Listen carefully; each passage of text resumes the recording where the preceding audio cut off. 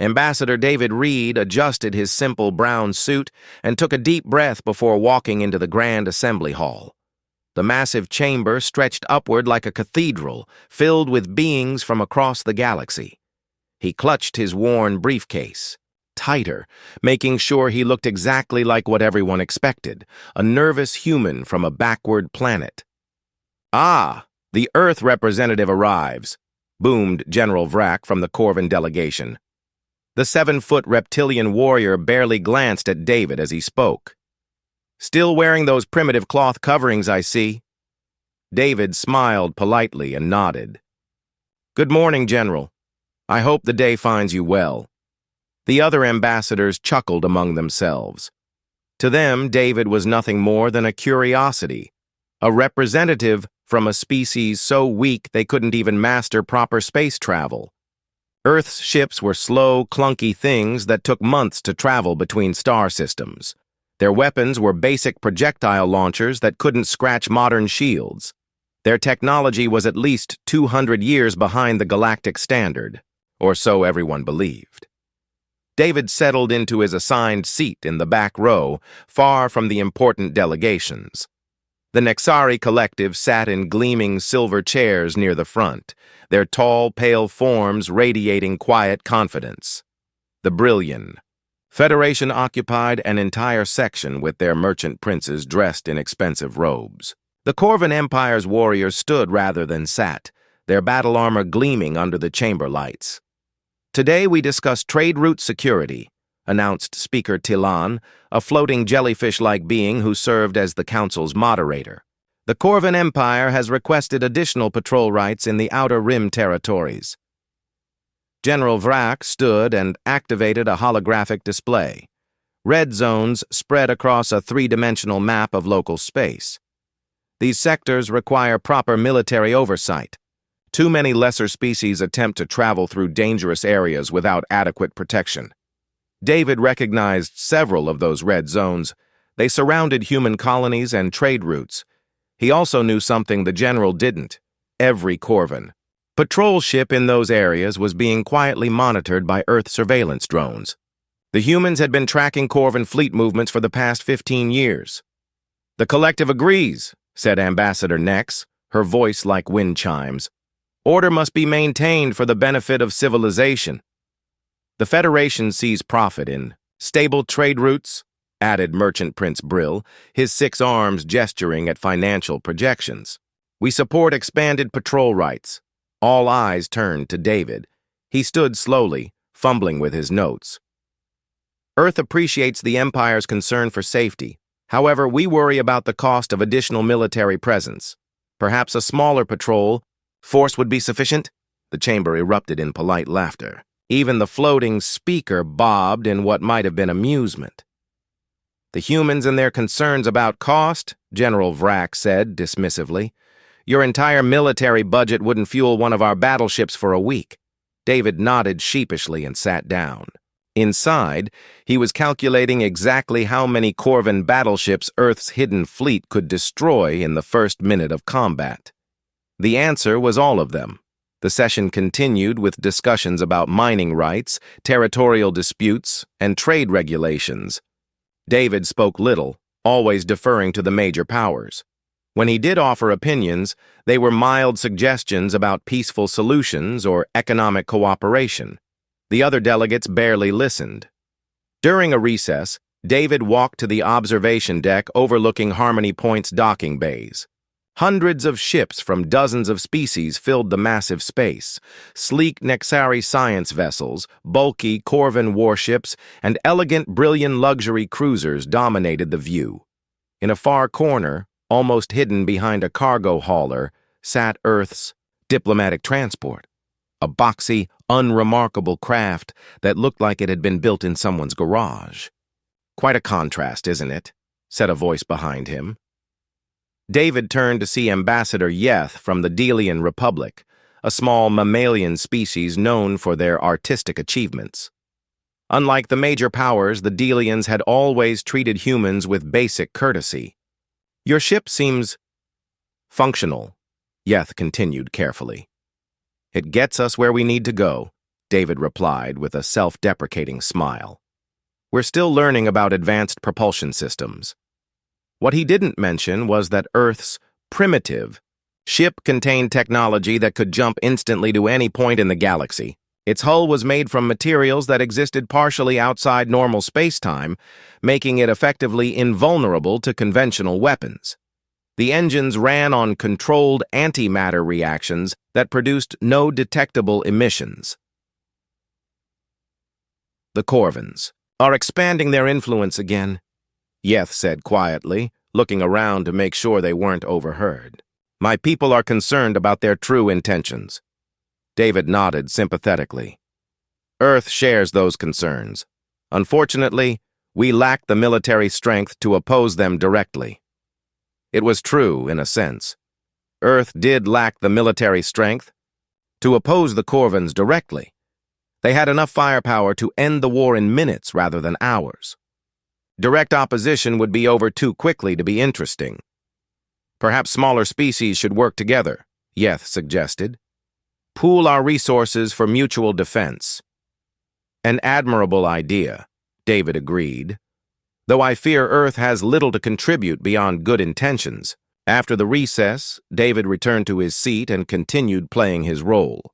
When the Corvins proposed new territorial annexations, he expressed mild concern. When the Nexari suggested technological sharing programs that were barely disguised attempts at espionage, he politely declined. When the Brillians offered to invest in Earth's infrastructure in exchange for mineral rights, he promised to consider their generous offer. All the while, David's earpiece buzzed with constant updates from Earth. Hidden sensors throughout the galaxy reported fleet movements, communication intercepts, and political intelligence. The humans knew about secret Corvin military buildups months before they happened. They had copies of Nexari research projects before the scientists finished writing their reports. They could predict brilliant market manipulations weeks in advance. As the session ended, David gathered his papers and prepared to leave. General Vrak approached him with what might have been a friendly expression. Ambassador Reed, the Empire has been discussing your planet's strategic location. Perhaps we should arrange a meeting to discuss mutual defense agreements. David's blood went cold, but his expression remained pleasantly confused. That's very kind of you, General. Though I'm not sure what Earth could offer such a powerful military force. Oh, you'd be surprised, Vrak replied, his scaled lips pulling back in what humans would recognize as a predatory smile. Every species has something to contribute to galactic stability. After the general left, David made his way back to his ship. Once inside the secured cabin, he activated an encrypted communication channel to Earth. Control, this is Reed. The Corvins are moving ahead of schedule. Recommend we accelerate our timeline. The response came immediately from Director Anna Torres at Earth's Hidden Command Center. Understood, David. How's your performance holding up? They still think we're primitives playing at civilization. Vrak practically patted me on the head during the defense budget discussion. Good. The longer they underestimate us, the better. Any indication they suspect the truth? David reviewed his interactions throughout the day. Every dismissive comment, every condescending smile, every casual dismissal of human capabilities. None whatsoever. If anything, they're becoming more arrogant. Vrak mentioned something about Earth's strategic location. I think they're planning something bigger than just patrol rights. We know. Our deep space monitoring stations detected massive fleet movements in the Corvin home systems. They're building something unprecedented.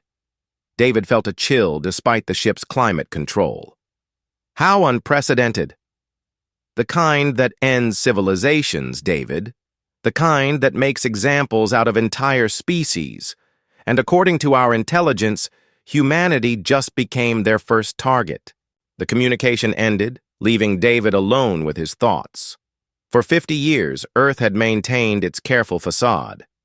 50 years of pretending to be weak while secretly becoming the most powerful force in known space.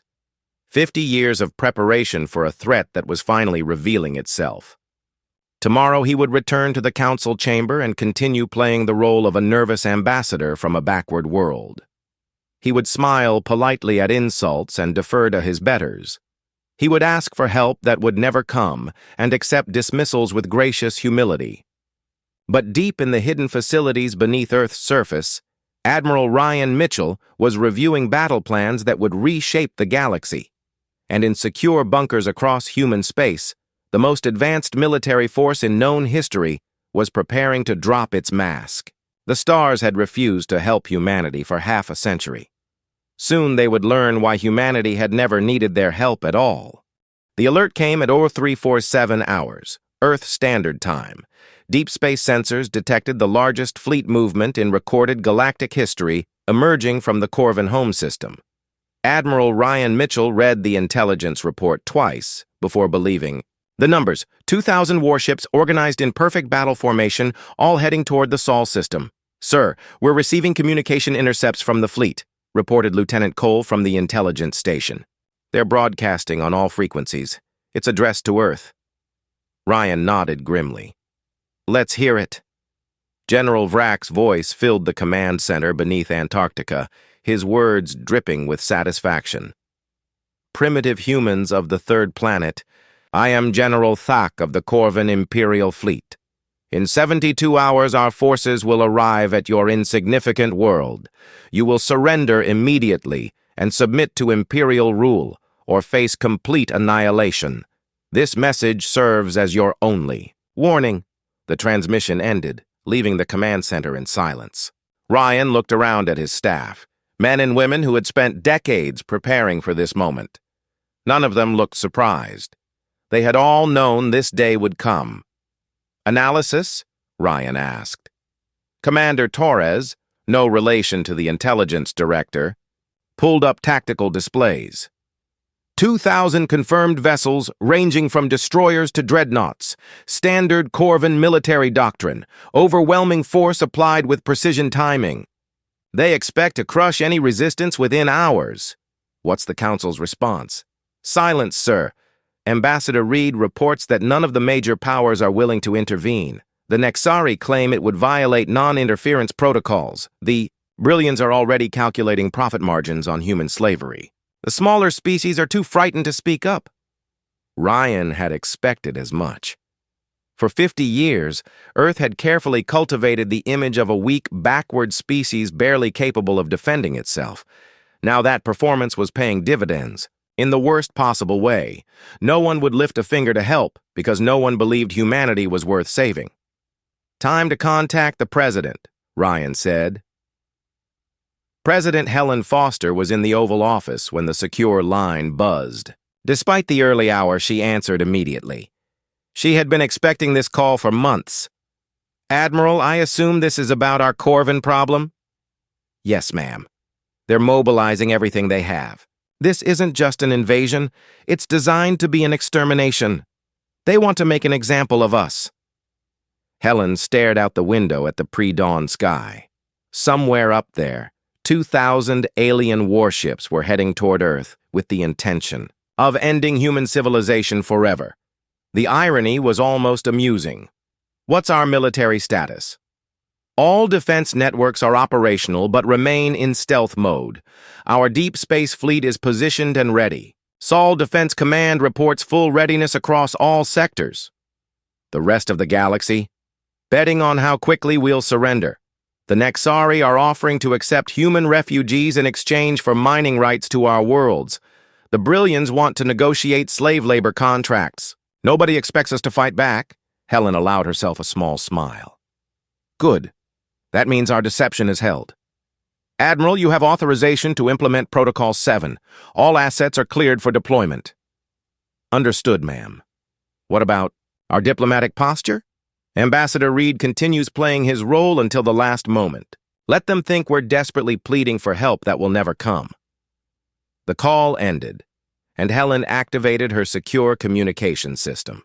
Within minutes, she was connected to defense coordinators on every human world and space station. The message was simple.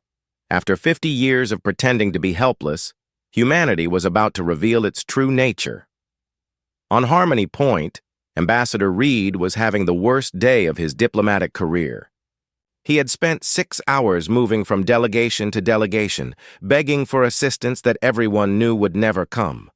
The Corvin announcement had been broadcast throughout Council space, and the major powers were already positioning themselves to benefit from humanity's destruction. "Ambassador Reed," Speaker Teelan's voice carried a note of artificial sympathy. "The Council recognizes Earth's difficult situation. However, intervention in territorial disputes violates our founding principles." David clutched his briefcase and tried to look desperate. It wasn't difficult. He was desperate, just not for the reasons everyone assumed. Surely there must be something. Trade sanctions, diplomatic pressure, anything to make them reconsider. Ambassador Nex from the Nexari Collective floated closer. "Perhaps we could arrange refugee status for human survivors. The Collective has experience in relocating displaced populations. For a reasonable fee," added Merchant Prince Brill. "And exclusive rights to your abandoned territories, of course." David wanted to tell them exactly what humanity thought of their generous offers, but he maintained his role. I need to consult with my government." "Of course," General Vrack said, his massive form blocking the chamber's exit. "Though I would hurry if I were you. My people do not appreciate delays once they have committed to action." David left the council chamber and returned to his ship, maintaining the appearance of a broken diplomat from a doomed world. Once safely inside his secured cabin, he activated his communication array and contacted Earth. "The performance continues," he reported to Director Anna Torres. "Every major power has refused assistance. They're already dividing up our territory." "Perfect," Anna replied. "Our intelligence networks are detecting massive celebrations on Corvin worlds. They think this war is already won." "What about the smaller species? Some of them seem genuinely sympathetic. They're terrified. The Corvins have spent decades expanding their territory by making examples of weaker civilizations. Everyone assumes we're just the latest victim." David reviewed his diplomatic files, thinking about all the species that had suffered under Corvin expansion. The Delians had lost 3 colony worlds. The Vegan Republic had been forced into tributary status. Dozens of other civilizations had simply vanished after refusing Corvin demands. How long before they realize what we're capable of? That depends on how long Admiral Mitchell wants to let them approach. Current projections show the Corvin fleet reaching the outer solar system in 68 hours. Meanwhile, in the hidden facilities beneath Earth's surface, Admiral Mitchell was reviewing the most classified military briefings in human history. Project Looking Glass had given humanity unprecedented intelligence about every major military force in the galaxy. They knew the exact specifications of Corvin weapons, the tactical doctrines of their officers, and the weaknesses in their ship designs. More importantly, they knew that no one in the galaxy had any idea what humanity was truly capable of. "Status. Report," Mitchell commanded. "Sol defense grid is fully operational," reported Commander Martinez. "All orbital platforms are online but maintaining stealth protocols. The Corvins won't detect them until we want them to." "Deep space assets." The 3rd Fleet remains in position at the heliopause. The 5th and 7th Fleets are stationed beyond Pluto's orbit. All vessels are running silent with quantum stealth engaged. Mitchell nodded. Human stealth technology didn't just make ships invisible to sensors, it made them exist partially outside normal space-time. Even if the Corvins knew where to look, they wouldn't find anything. What about our technological advantages? Quantum shielding tests are showing 100% effectiveness against Corvin weapons. Our antimatter torpedoes can punch through their heavy armor like it's paper. The new dimensional displacement drives will let us appear anywhere on the battlefield instantly. Time estimates for engagement? If we deploy everything simultaneously, enemy fleet neutralization in under 20 minutes. If we want to be thorough and capture some ships for intelligence, maybe an hour. Mitchell studied the tactical projections. 2,000 enemy ships against humanity's hidden fleet. On paper, it should be an even fight. The Corvins had numbers and traditional military doctrine. Humanity had technology that bordered on magic and the element of complete surprise. But Mitchell knew the real battle wouldn't be military. It would be psychological. For 50 years, humanity had convinced the galaxy that they were weak and primitive. In less than 3 days, they would have to reveal that they had become the most powerful military force in known space. The question wasn't whether they could win the fight. The question was what they would do with victory. Sir, we're receiving encoded transmissions from human settlements throughout the galaxy, Lieutenant Cole reported. All civilian populations are implementing evacuation protocols as ordered. Good. How are the other species reacting? Most are staying well clear of human space. The smart ones are afraid of getting caught in the crossfire. The not-so-smart ones are positioning themselves to scavenge the remains. Mitchell allowed himself a grim smile.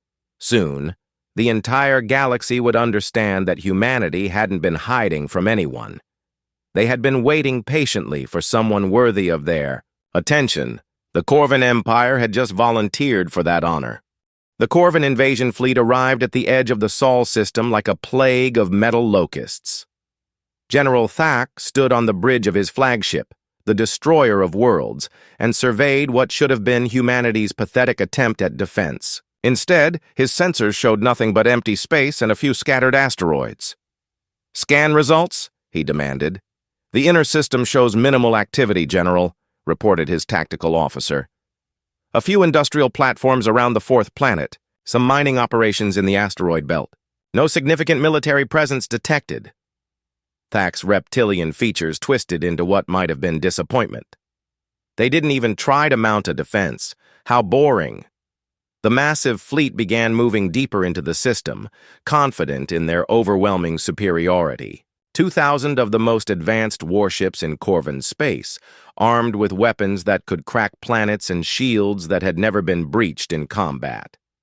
Behind them came the troop transports and occupation vessels, ready to begin the systematic enslavement of humanity.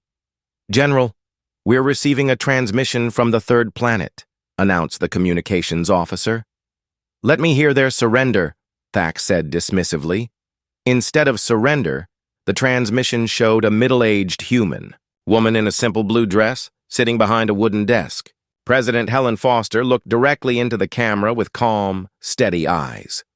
"General Thak, I am Helen Foster, President of the United Earth Government. You have entered our system uninvited with hostile intent. This is your one and only warning. Leave immediately or face the consequences." The bridge erupted in laughter. Even Thak found himself amused by the human's audacity. "Did she just threaten us? With what army?" "Sir, our sensors are still showing minimal defensive capabilities. A few orbital stations, maybe some light patrol craft." "Send a response," Thak ordered. "Tell the human female that her species has 1 hour to surrender unconditionally, or we will demonstrate what real military power looks like." The hour passed with no further communication from Earth. Thak was actually disappointed.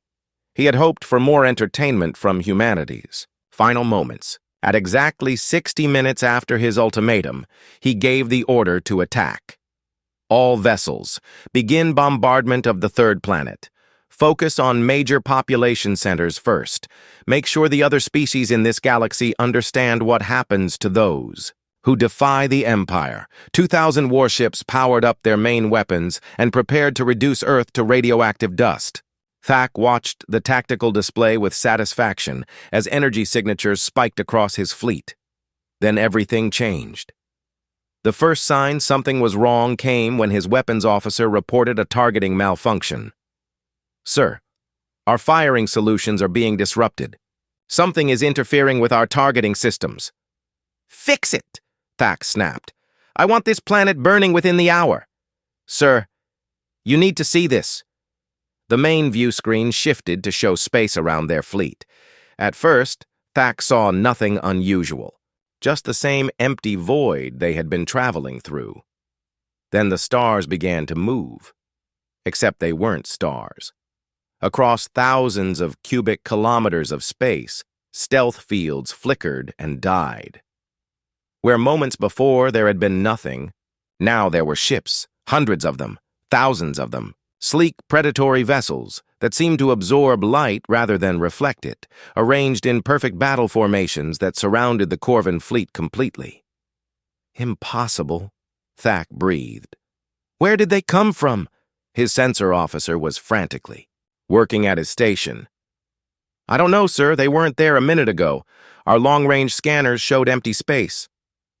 How many? I'm reading. Sir, this can't be right. Over 3,000 individual contacts, all showing active weapons and shielding. Thack felt something he hadn't experienced in decades of warfare, genuine fear. Broadcast on all frequencies. Demand to know who these vessels belong to. The response came immediately, transmitted simultaneously from every human ship. The voice was calm, professional, and absolutely terrifying in its certainty. General Thack, this is Admiral Ryan Mitchell of the Earth Defense Force. You were warned. You chose not to listen. This engagement will last exactly 17 minutes. Use that time to consider the folly of underestimating humanity. Impossible, Thack repeated. These are humans? The primitive species that begs for help at the council meetings? His question was answered when the human fleet opened fire. Thack had witnessed orbital bombardments, fleet battles, and the destruction of entire worlds. Nothing in his experience had prepared him for what happened next. The human weapons didn't behave like any technology he understood. Energy beams that bent space-time struck his ships from impossible angles. Projectiles that existed partially. Outside, normal reality phased through shields and armor like they weren't there. His flagship's defensive screens, rated to withstand the combined firepower of a dozen dreadnoughts, simply ceased to exist when touched by human weapons. Not destroyed or overloaded, they simply stopped being there, as if reality had been edited to remove them. "Damage report!" Thack shouted over alarms that were screaming throughout the ship. "Sir, we've lost main shields completely. The humans are using some kind of quantum disruption field. Our armor is... Sir, our armor is being converted into energy and absorbed by their weapons." Around the flagship, Corvan vessels were experiencing similar impossibilities. Ships that tried to flee found their engines mysteriously failing. Weapons that fired at human targets watched their shots simply disappear mid-flight. Worse, some Corvan vessels began reporting that they were being boarded by humans who somehow appeared inside sealed compartments without breaching the hull. "How are they doing this?" Thack demanded. "Unknown, sir. Their technology operates on principles we don't understand. Our tactical computers can't even process what we're seeing." The battle, if it could be called that, continued for exactly 17 minutes. When it ended, the Corvan invasion fleet was completely neutralized. Not destroyed, that would have been wasteful. Instead, every ship found its weapons offline, its engines dead, and its crew facing armed humans who had somehow materialized on their bridges. Thack himself was surrounded by 5 human soldiers who had appeared on his command deck without triggering any alarms. They wore armor that seemed to shift and flow like liquid metal and carried weapons that hummed with barely contained energy. "General Thack," said the lead soldier, her voice calm despite having just accomplished the impossible. "By order of Earth Command, you and your fleet are now prisoners of war. You will be treated according to interstellar law and given the opportunity to face trial for your crimes against sentient species." "This is impossible," Thack said for the 3rd time. "You're primitives. You barely have spaceflight. Your weapons are centuries behind ours." The soldier removed her helmet, revealing a young human woman with dark hair and steady eyes. "No, General, we let you think that. There's a difference." Within hours, news of the engagement spread throughout the galaxy. The impossible had happened. Humanity had not only survived the largest military assault in recorded history, they had won without losing a single ship. More disturbing to the major powers was the realization that Earth possessed technology decades beyond anything in their databases. On Harmony Point, Ambassador Reed was fielding emergency communications from every major delegation. The polite dismissal he had endured for 50 years had been replaced by desperate attempts to understand what humanity had become. Ambassador Reed, Speaker Tylen's voice carried notes of panic. The Council requires immediate clarification of Earth's military capabilities. David adjusted his tie and smiled pleasantly. I'm afraid I don't understand the question, Speaker. Earth has always maintained adequate defenses for our needs. Adequate? General Vrack, who had returned from the front lines with reports of impossible human technology, leaned forward aggressively. Your species just neutralized the most powerful fleet in galactic history. How is that possible? Well, David replied thoughtfully, you did threaten to exterminate our entire civilization? We felt compelled to respond appropriately. Ambassador Nex from the Nexari Collective interrupted. Our analysis of the combat footage shows technology that shouldn't exist. Quantum manipulation, dimensional engineering, reality-altering weapons. Systems. How long have you possessed these capabilities? David consulted his notes as if checking a routine diplomatic schedule. Let me see. Officially, we've always maintained that Earth's defensive capabilities were sufficient for our needs. I believe that remains our position. But the technology, insisted Merchant Prince Brill. Where did it come from? How did you develop such advanced systems without anyone knowing? Develop? David looked genuinely confused. Oh, I think there's been a misunderstanding. We didn't develop this technology recently. We've had these capabilities for decades. We simply saw no reason to advertise them. The chamber fell silent as the implications sank in. For 50 years, humanity had sat in the back rows of galactic politics, quietly listening to threats and dismissals while possessing the power to reshape the galaxy overnight. Every condescending comment, every dismissive gesture, every casual threat had been observed and catalogued by beings capable of ending civilizations with a thought. You've been lying to us, Vrack accused. Not lying, David corrected gently. We simply answered the questions you asked. You assumed we were primitive and weak. We never claimed to be either. You dismissed us as irrelevant. We found that useful.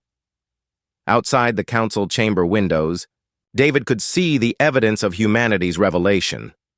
Human ships, no longer hiding their advanced design, moved openly through Harmony Point's traffic patterns. Vessels that had been dismissed as primitive cargo haulers revealed themselves as sophisticated warships. Technology that had been scorned as backward demonstrated capabilities that defied understanding. The galaxy had spent half a century treating humanity as an amusing curiosity from a backwater world. Now they were beginning to understand that Earth hadn't been hiding from the stars. Earth had been waiting for them to prove themselves worthy of humanity's attention, and they had failed that test spectacularly. The emergency session of the Earth Defense Council convened in a secure facility buried 3 kilometers beneath the Swiss Alps.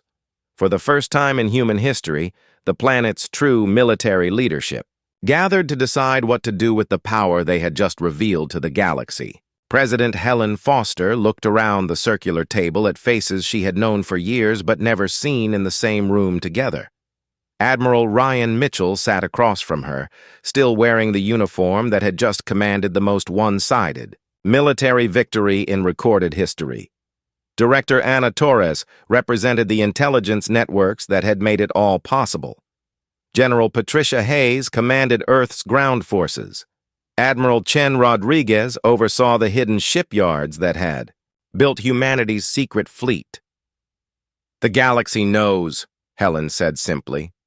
After 50 years of deception, everyone understands that we've been concealing our true capabilities.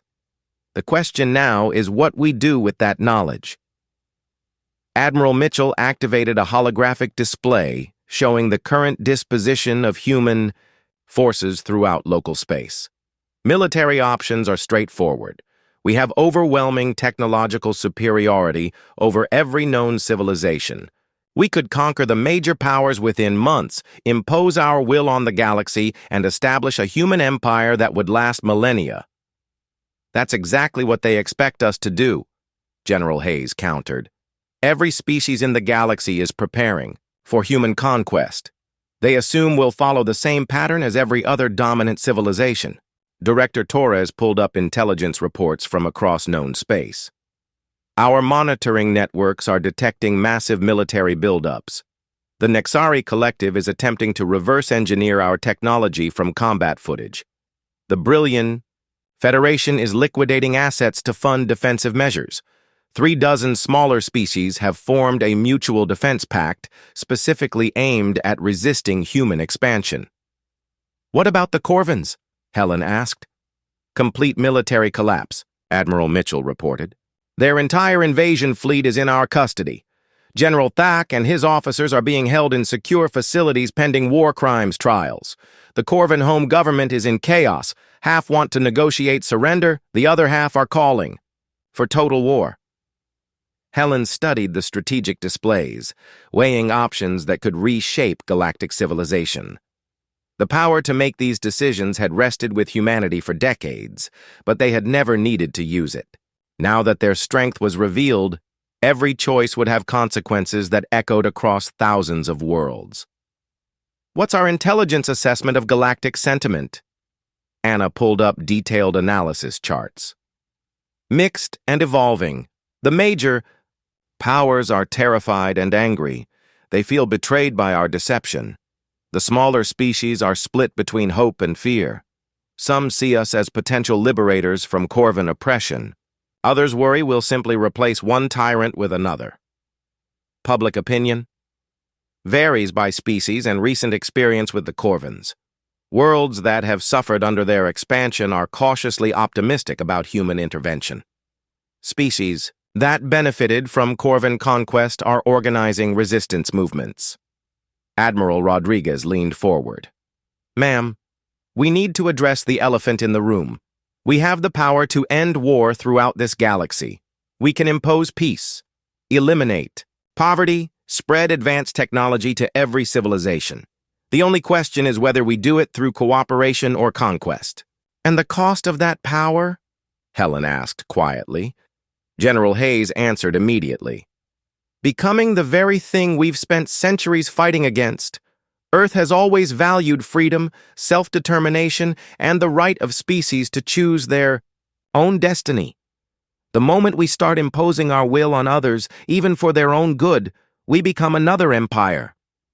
But people are suffering, Admiral Mitchell argued. The Corvins have enslaved dozens of species, strip-mined entire worlds, committed genocide against civilizations that resisted. We have the power to stop that suffering immediately. By replacing it with human occupation? Hayes shot back. By deciding for billions of beings what's best for their lives? How is that different from what the Corvins did? Helen listened to the debate while reviewing files on her personal tablet. Intelligence reports from Corvin-occupied worlds made for grim reading. Entire populations forced into labor camps, children separated from families, ancient cultures deliberately destroyed. The human fleet could end all of that within weeks. Director Torres, show me the communication intercepts from Corvin space. Anna activated new displays showing translated broadcasts from across the Corvin Empire. The content was disturbing. Civilian populations celebrating the planned extermination of humanity, children singing songs about burning human cities, religious leaders declaring holy war against all non-Corvin species. How much of this is government propaganda versus genuine sentiment? Unknown, ma'am. Our cultural analysis suggests the Empire has spent generations indoctrinating their population to see conquest as a religious duty. Even civilian Corvins seem to genuinely believe that other species exist only to serve them. Admiral Mitchell used the reports to support his argument. This is exactly why we need to act decisively. The Corvin Empire isn't just a government. It's an entire civilization built on the systematic oppression of others. They won't change through negotiation or economic pressure. So we conquer them and impose our values? Helen asked. We liberate their victims and remove their ability to harm others. Sometimes force is the only language tyrants understand. Helen turned to General Hayes. Alternative proposals? Targeted intervention rather than wholesale conquest. Use our technological advantages to cripple Corvan military capabilities while supporting independence movements on occupied worlds. Let the oppressed peoples free themselves with our backing. Director Torres added her perspective. Our intelligence networks give us unprecedented insight into galactic politics. We could expose Corvan war crimes, reveal their true intentions to other species, and build coalitions for collective action against them. The slow approach, Admiral Rodriguez said skeptically. While we're building coalitions and gathering evidence, the Corvans continue enslaving worlds. Helen stood and walked to the chamber's observation window. Far above, the lights of Geneva sparkled in the darkness. Somewhere beyond Earth's atmosphere, 3,000 human warships waited for orders that would determine the galaxy's future. 50 years ago, we made a decision to hide our true strength. We could have revealed our capabilities then and claimed dominion over local space. Instead, we chose to watch and wait. Why? Because we wanted to understand what we were dealing with, Admiral Mitchell answered. We needed to know who could be trusted with power and who would abuse it. And what did we learn? The question hung in the air as each person considered 50 years of careful observation. Director Torres spoke first. We learned that power corrupts predictably. Every dominant species we've studied follows the same pattern. Initial expansion through superior technology, consolidation through military force, then gradual decay as they stop innovating and start oppressing. The Corvans are a perfect example, General Hayes added. They peaked militarily 3 centuries ago and have been stagnating ever since. Their recent expansion isn't driven by strength. It's driven by the fear that they're falling behind. Helen nodded slowly. We also learned that most species are capable of both great good and terrible evil, depending on their circumstances and leadership. The question is whether we trust them to make the right choices when given the opportunity. Admiral Mitchell frowned. Ma'am, with respect, some choices can't be left to chance. The Corvans have had centuries to choose differently. They've consistently chosen oppression and conquest. Have they? Helen asked quietly. Or have their leaders chosen those things while their people were never given alternatives? She activated her own display showing classified intelligence about Corvan society. Director Torres, show them the deep cultural analysis. New data appeared. Information gathered through decades of careful infiltration and observation. They buy. Picture it painted was more complex than simple military reports suggested. Corvan civilians show significant opposition to military expansion when polled anonymously, Anna explained. Their educational system deliberately suppresses critical thinking and promotes military mythology. Dissent is harshly punished, but it exists. You're suggesting the Corvan people are victims of their own government? Admiral Rodriguez asked skeptically. I'm suggesting that judging an entire species by the actions of their military leadership is exactly the kind of thinking that leads to atrocities, Helen replied. How would we want aliens to judge humanity based on our historical wars? The room fell quiet as that implication sank in. Human history contained its own share of conquest, slavery, and genocide. The difference was that humanity had eventually chosen to move beyond those patterns. General Hayes leaned back in her chair. So what are you proposing, ma'am? We can't just ignore what the Corvans have done to other species. We don't ignore it. We address it without becoming the very thing we're fighting against. Helen returned to her seat and activated a new presentation. I'm proposing something unprecedented in galactic history, justice without conquest. The plan she outlined was ambitious beyond anything previously attempted. Rather than invading Corvan space, Earth would use its intelligence networks to expose every war crime, every atrocity, every act of oppression committed by the Empire. The evidence would be presented to an open galactic tribunal with representatives from every affected species. We put the Corvan leadership on trial, Helen explained. Not just General Thak and his officers, but everyone responsible for the Empire's crimes against sentient life. We make the case for justice in front of the entire galaxy. And if they refuse to participate? Admiral Mitchell asked. Then we make participation irrelevant. Our stealth technology means we can gather evidence from anywhere in Corvan space without their knowledge. Our quantum communication networks mean we can broadcast the proceedings to every world simultaneously.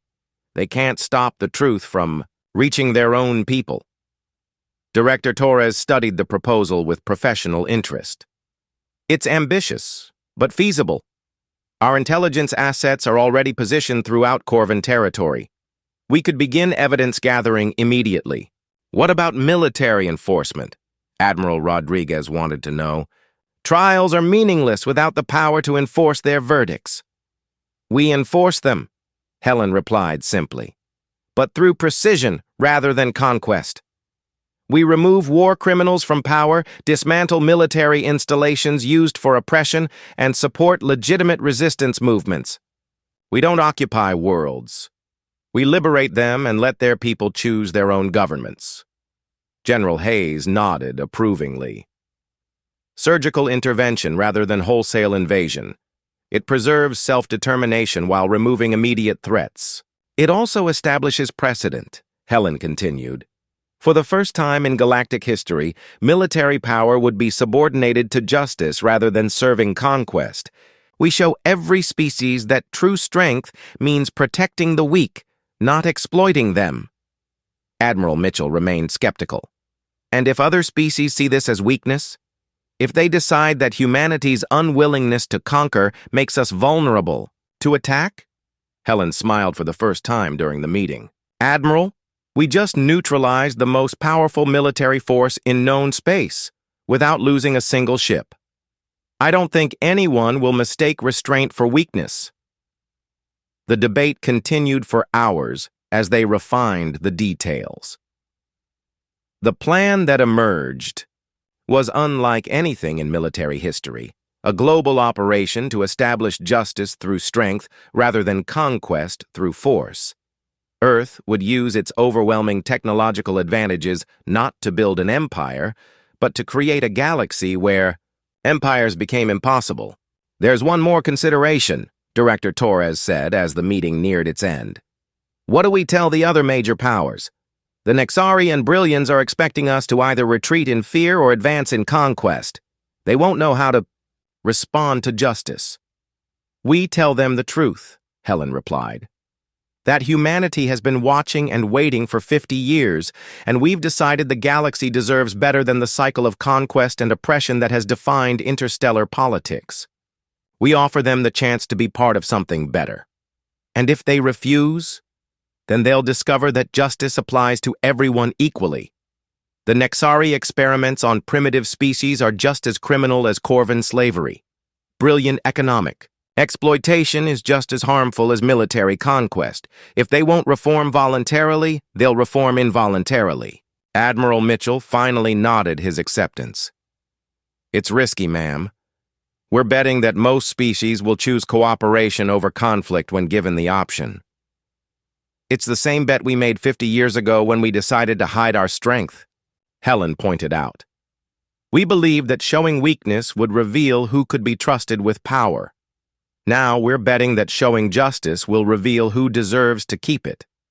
As the meeting ended and the various commanders dispersed to implement their new orders, Helen remained in the chamber with Director Torres. Anna, do you think we're making the right choice? I think we're making the human choice, ma'am. Throughout our history, our greatest strength has never been our technology or our military might. It's been our ability to believe that people can be better than they are and our willingness to give them the chance to prove it. Helen nodded and looked up at the ceiling, knowing that somewhere above, the future of galactic civilization was being decided by the choices Earth made in the next few days. For the first time in 50 years, humanity would show the galaxy who they really were. not through deception or conquest, but through the most radical concept in interstellar politics, the idea that might should serve right, not the other way, around.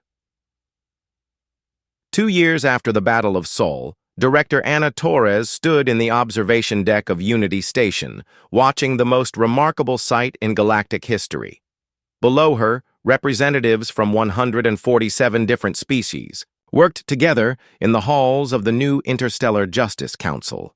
Former enemies sat side by side, writing laws that would govern a galaxy finally free from the cycle of conquest and oppression. The transformation had not been immediate or easy. Earth's decision to pursue justice over conquest had shocked every major power and most minor ones. The Nexari Collective had initially responded with military buildups, expecting human retaliation for their unethical experimentation programs. The Brilliant Federation had liquidated entire star systems' worth of assets, preparing for an economic war that never came. Instead, Earth had done exactly what President Helen Foster promised. They had exposed the truth and let the galaxy decide what to do with it. The trials had been broadcast on every communication network in known space. For months, beings across the galaxy watched as evidence was presented against not just the Corvan Empire, but every organization that had used power to exploit the weak. The Nexari's horrific medical experiments on primitive species were detailed with clinical precision. The brilliant practice of engineering economic collapses to create exploitable labor markets was documented with their own financial records. Anna remembered the day General Thack took the stand in his own defense. The former Corvan commander had initially refused to recognize the court's authority, claiming that conquest was the natural right of superior species. His attitude changed when human prosecutors presented communications intercepts from Corvan, leadership discussing the systematic extermination of non-Corvan children on occupied worlds. "I was following orders," had been his final defense. "That excuse has never been acceptable," replied Chief Prosecutor Williams, a calm woman who had spent 30 years documenting war crimes. "And it never will be." The galaxy had watched Thack sentenced to life imprisonment on a rehabilitation world where he would spend his remaining years helping to rebuild communities destroyed by Corvan conquest. His execution would have been legally justified, but Earth insisted on demonstrating that justice was about restoration, not revenge. The real shock had come when humanity turned the same standards on themselves. Historical records of human conflicts were presented with the same unflinching honesty applied. To alien atrocities, Earth's own dark periods were examined and acknowledged, showing a species that had learned from its mistakes rather than hiding them.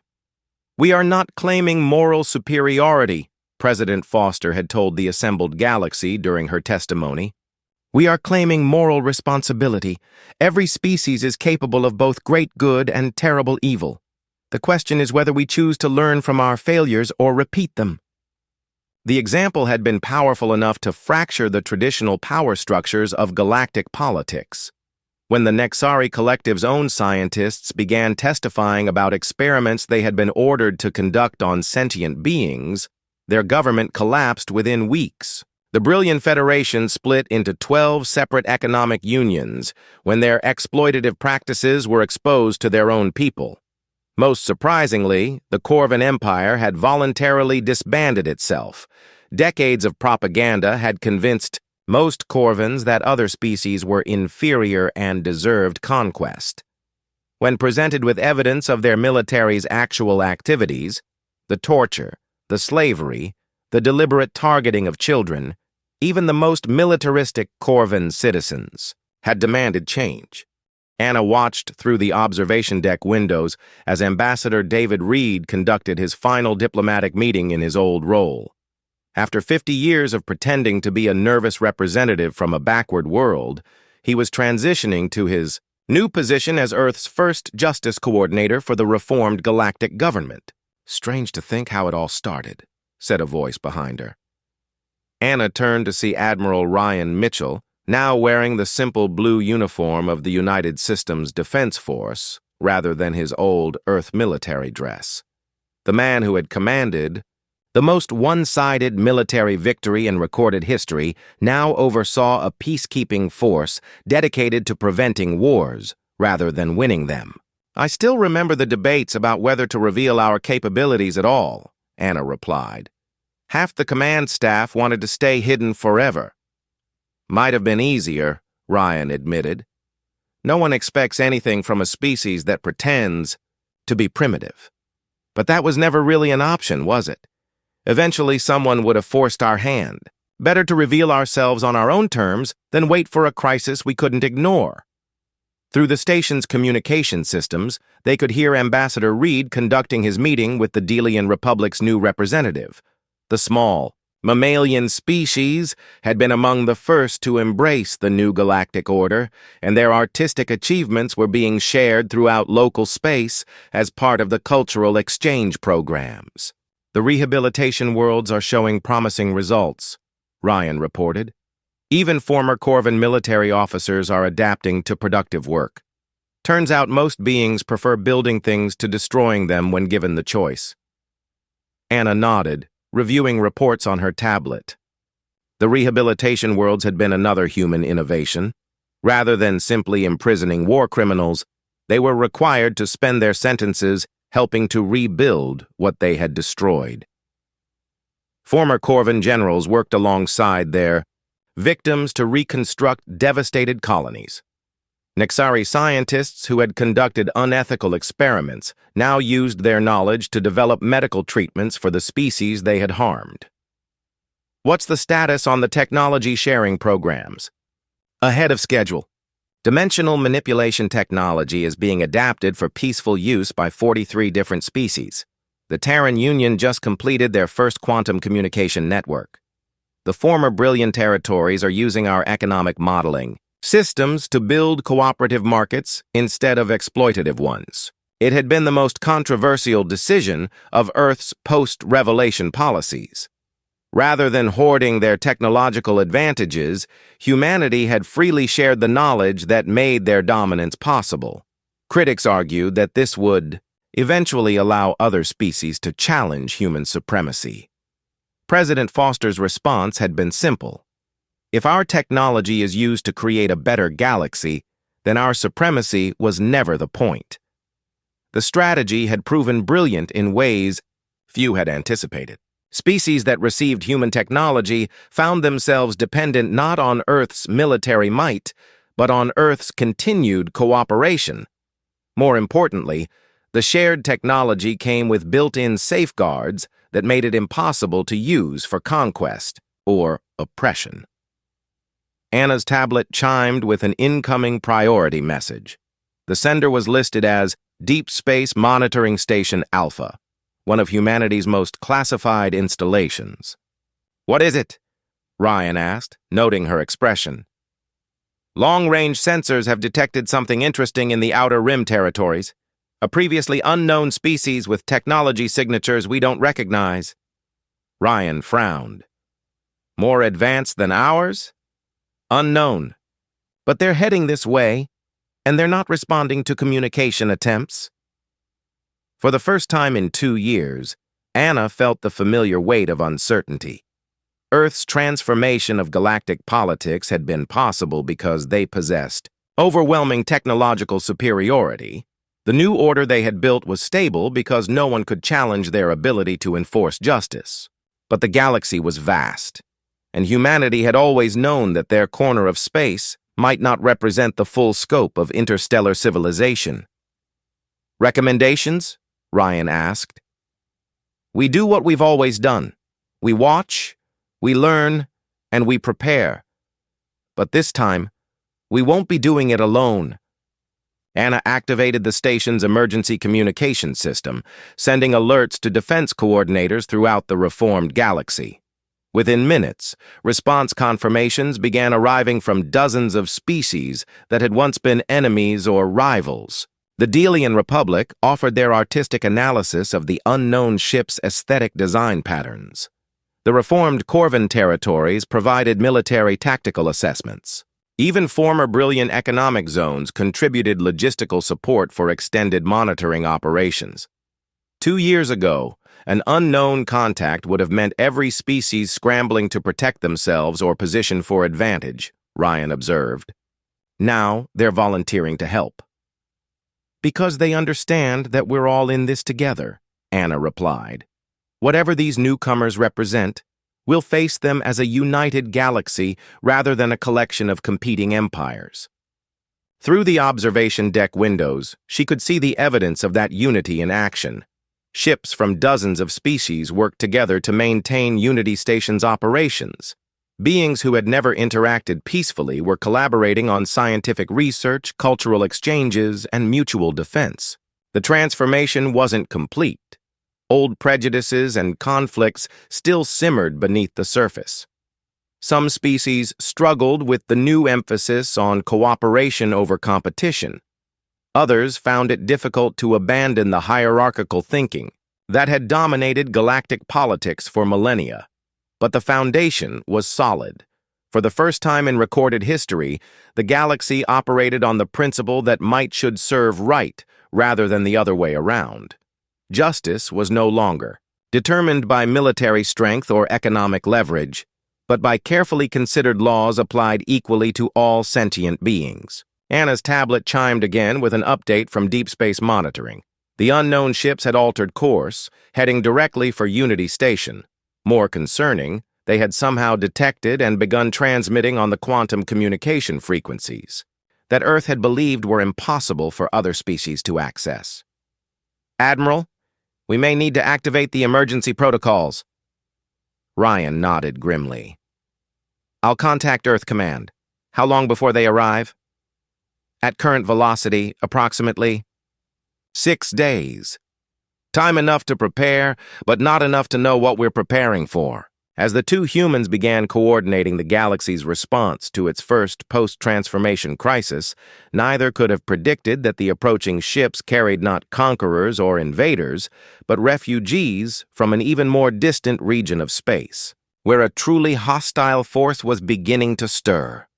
The galaxy that Earth had worked so hard to unite and reform was about to face its first real test. And somewhere in the depths of space, beyond known star charts, ancient intelligences that had watched the rise and fall of countless civilizations were taking note of humanity's unprecedented experiment in galactic justice. The question was no longer whether Earth could enforce peace through strength. The question was whether the peace they had built was strong enough to survive contact with forces that recognized no law but power and no justice but conquest. Anna looked out at the stars and smiled despite the uncertainty ahead. 2 years ago, humanity had faced that question alone, pretending to be weak while secretly growing strong. Now they would face whatever came next as leaders of a galaxy that had chosen cooperation over conflict. It would have to be enough.